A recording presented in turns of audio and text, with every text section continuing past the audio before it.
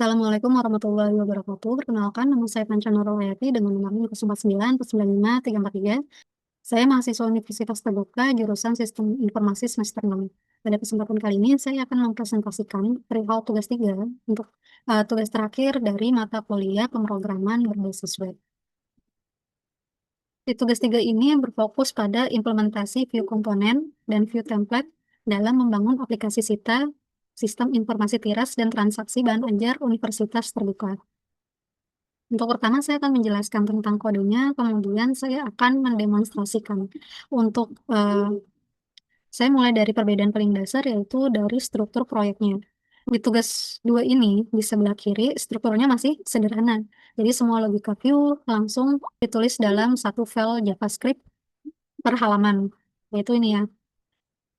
Dan ada HTML terpisah, yaitu di sini. Kemudian di tugas 3, strukturnya sudah direfaktor mengikuti prinsip komponen base arsitektur. Jadi sekarang hanya ada satu indeks HTML sebagai root. Lalu di dalam folder JS ada subfolder komponen yang berisi file-file komponen yang terpisah. Kemudian selain itu ada folder service yang berisi dengan API JS sebagai data service. Dan ada juga folder baru bernama templates yang menyimpan file HTML template untuk setiap komponen. Kalau di tugas 2, data dibaca langsung dari sini ya, dari file data bahan ajar JS yang di-include di HTML. Sementara di tugas 3, saya membuat service layer di API JS. File ini menggunakan fetch. Fetch. Nah, file ini menggunakan fetch untuk membaca data bahan ajar JSON. Namun saya menambahkan fallback pada inline. Jadi kalau file dibuka langsung di sini, tanpa web server, aplikasi tetap berjalan karena ada data yang sudah ada di dalam variabel fallback di kode ini. Ada juga fitur cache. Jadi data hanya di fetch sekali lalu disimpan ke variabel change, sehingga tidak ada request berulang. Selanjutnya di file app.js, kalau di tugas 2 setiap halaman punya view instance sendiri. Sedangkan di tugas 3 hanya ada satu view root instance di app.js yang mengelola seluruh aplikasi. Ada beberapa hal penting di sini. Jadi pertama ada di bagian atas ini ada 3 filter global. Yang pertama itu rupiah untuk memformat harga dengan prefix RP. Ada juga buah untuk menambah satuan pada jumlah stok. Kemudian yang terakhir ini filter tanggal untuk memformat tanggal ke dalam format bahasa Indonesia. Lalu yang kedua ada bagian compute. Ada bagian greeting info yang menampilkan salam dinamis sesuai waktu, bisa pagi, siang, sore, atau malam. Ini adalah compute property. Yang ketiga ada watch. Di bagian watch ada watcher untuk memantau perubahan tab.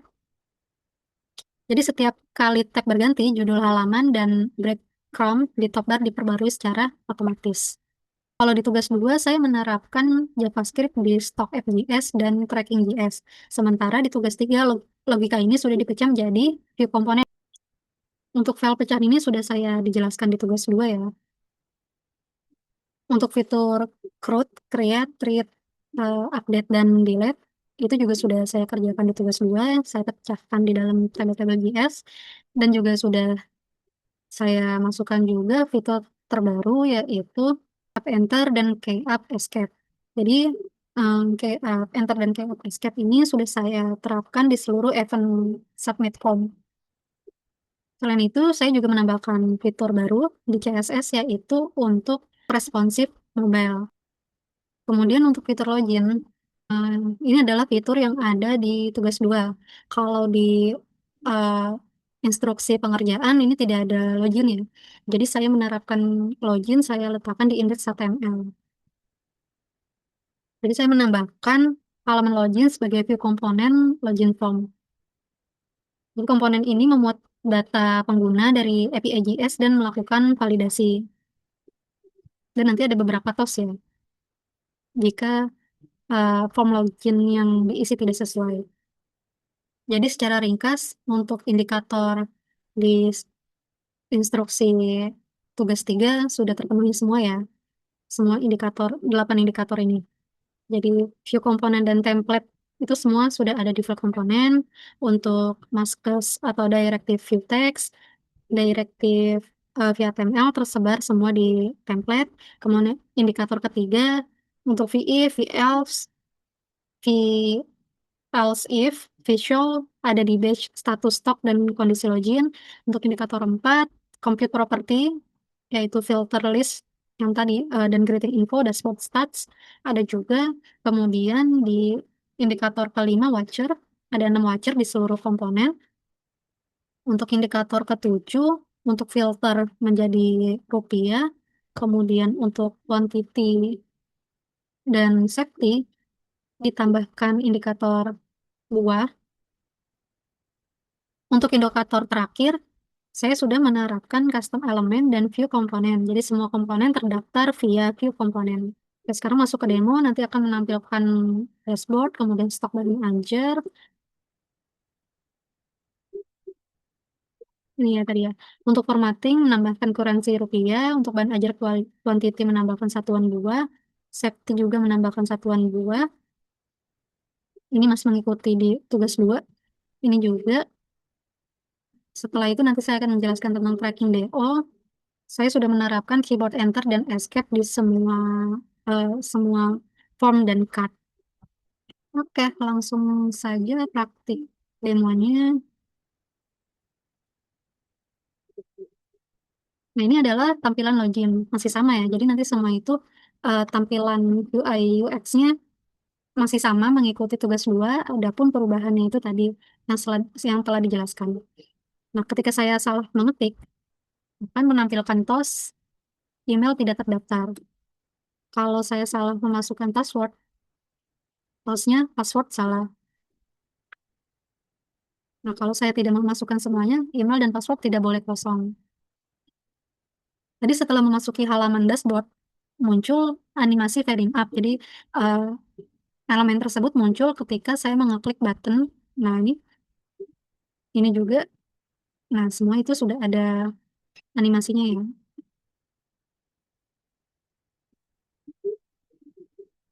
Di sini masih sama, ada 4 statistik menampilkan total stok, judul, DO aktif, terkirim, dan UT daerah yang aktif. Selanjutnya di halaman informasi bahan ajar. Untuk perintah yang ditugaskan di tugas 3 sudah diterapkan. Di sini sudah, rupiahnya sudah. Di halaman ini bisa mencari bahan ajar, bisa mencari kode, judul, kategori, atau lokasi yang dituju. Contoh saya mencari ini ya, perkembangan anak usia dini PAUD 4401. Bisa juga jika saya memilih UPBJJ, contoh UPBJJ Jakarta. Di sini kan ada dua data ya, dua tabel. Kemudian saya pilih kategorinya. Di sini ada MK pilihan dan praktikum. Bisa dipilih, bisa juga di reset. Atau jika saya mengklik default, akan menampilkan urutan, kemudian quality yang paling dibutuhkan, dan harga mulai dari yang termurah. Dan reorder juga. Jika stok menipis dan kosong, maka reorder ini akan aktif. Oke, coba saya akan menambahkan data.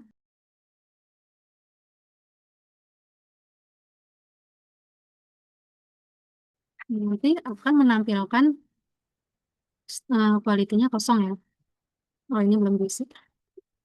Kosong perlu di stok ulang. Jika saya klik enter, akan menyimpan data. Oke. Untuk keyboard enter sudah berfungsi. Saya cek untuk keyboard escape berfungsi juga. Jadi semuanya keyboard escape dan enter sudah berfungsi. Jadi kita perhatikan kembali untuk kolom harga. Sudah menampilkan format Rp70.000. Kemudian untuk kolom quantity menampilkan 50 buah. Jadi ada satuan buahnya. Itu dari view filter di FJS. Ada 3 status di atas sini. Ada status aman, menipis, dan kosong. Nah, tadi karena statusnya kosong, maka status kosong bertambah menjadi 2. Itu sudah diterapkan di VIF, VElse if, dan VElse. Untuk tambah data juga sudah. Nah, jika saya mengklik delete, akan muncul konfirmasi pop-up. Jadi pop-up ini muncul untuk konfirmasi sebelum data dihapus. Dan saya klik ya. Nah, maka kembali lagi, stoknya menjadi 1. Selanjutnya di halaman tracking pengiriman ini juga masih sama, tetapi saya menambahkan untuk pencarian di mahasiswa. Pencarian di mahasiswa saya letakkan juga di riwayat delivery order terbaru. Coba kita buat DO baru, masukkan data seperti di tugas 2. Saya masukkan data saya,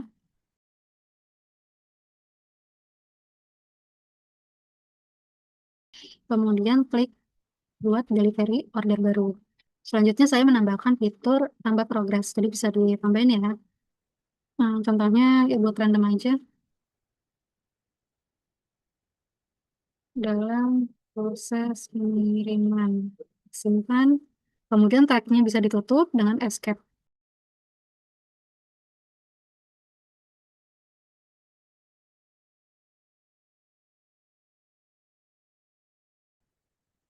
Data sudah tersimpan, di histori transaksi juga sudah ada, bisa di tracking ulang.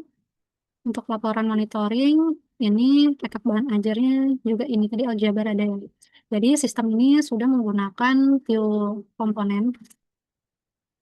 Untuk yang terakhir, saya akan menampilkan tampilan mobile. Di browser bisa ditekan Fn12.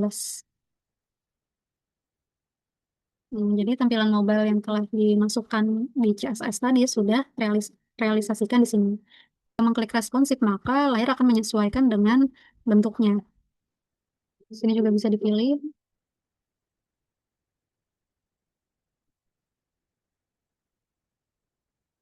Demikian penjelasan dan demo dari tugas praktikum 3 mata kuliah pemrograman berbasis web. Sekian, terima kasih. Wassalamualaikum warahmatullahi wabarakatuh.